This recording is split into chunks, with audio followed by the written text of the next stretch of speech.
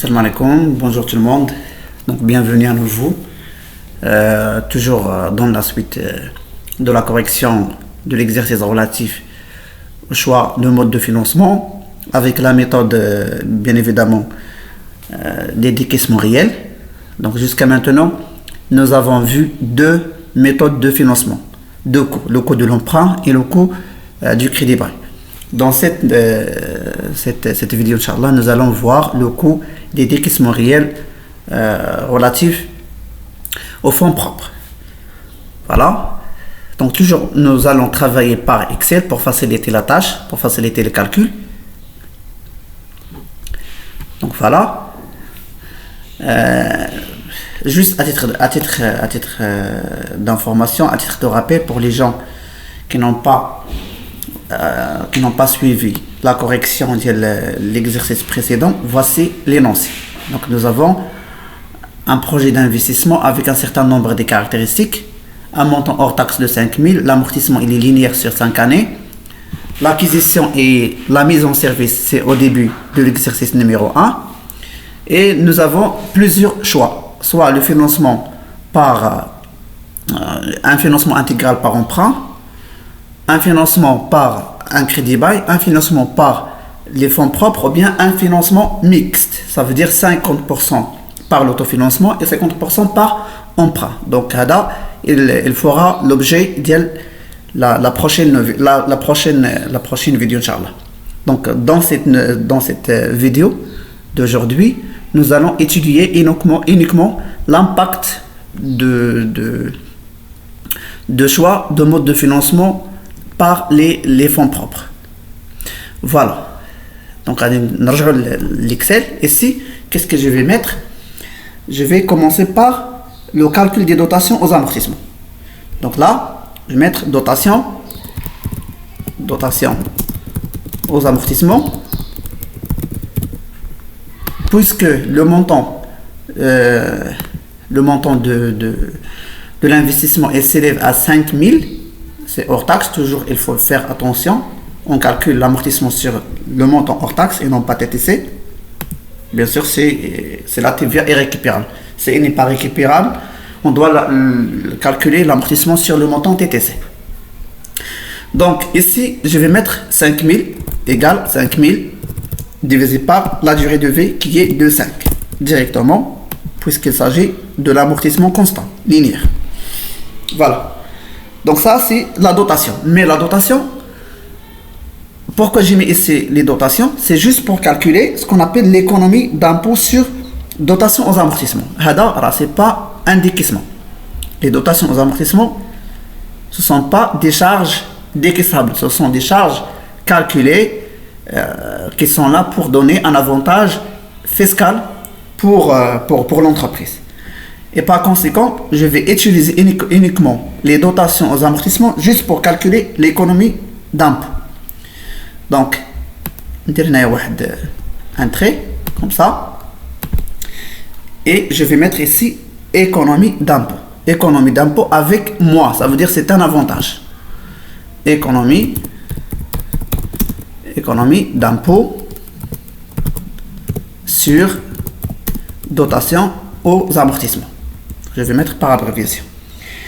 Donc pour la première année égale tout simplement c'est ça divisé par l'auto, puisque l'auto de l'IS c'est un tiers, c'est un cas français. À حسب l'auto d'amortissement d'auto de l'IS اللي كان عندك في l'exercice عندك 30 غادي تضرب في 30 وتقسم على 100 et ainsi de suite. Donc je vais diviser par moins 3. Je vais l'avantage avec moi. Donc ça fait moins 333,33. Et je glisse. Ensuite, c'est une économie d'impôt. C'est un avantage pour l'entreprise. Les décaissements, bien sûr, avec plus. Je vais décaisser quoi? Je vais décaisser le montant de l'investissement. Ou bien le montant de l'acquisition. Donc le montant de l'acquisition, puisqu'il s'agit d'autofinancement, donc le montant de 5 000. Et voilà. Après, je vais mettre égal les total des décaissements. Donc c'est ça, les décaissements réels. Donc les décaissements réels pour cette période là, c'est 5000. Et je glisse jusqu'à la dernière année. Ici, je dois actualiser bien évidemment les décaissements. Donc je vais mettre décaissement réel actualisé. Décaissement réel actualisé. Donc toujours l'énoncé de l'exercice, vous avez ici le taux de l'ISC 33%, ça veut dire un tiers, et là pour le taux d'actualisation c'est 10%. Donc je viens ici pour actualiser les montants. Donc pour la première période, ça va pas être la période 0, ça va pas être actualisé. Donc je dois commencer l'actualisation dès la première période. Donc c'est les décaissements réels de la première période multipliés par 1, le taux d'actualisation est 10% à la puissance moins 1 pour la première année, moins 2 pour la deuxième année, et ainsi de suite. Donc, on va moins 2. Ici, c'est moins 3. On va dire moins 4. On va dire moins 5. Voilà. Pardon. Ici, moins 5. Donc, moins 4, 3, 2, 1. Voilà. Ici, je vais mettre le coût de financement par les fonds propres.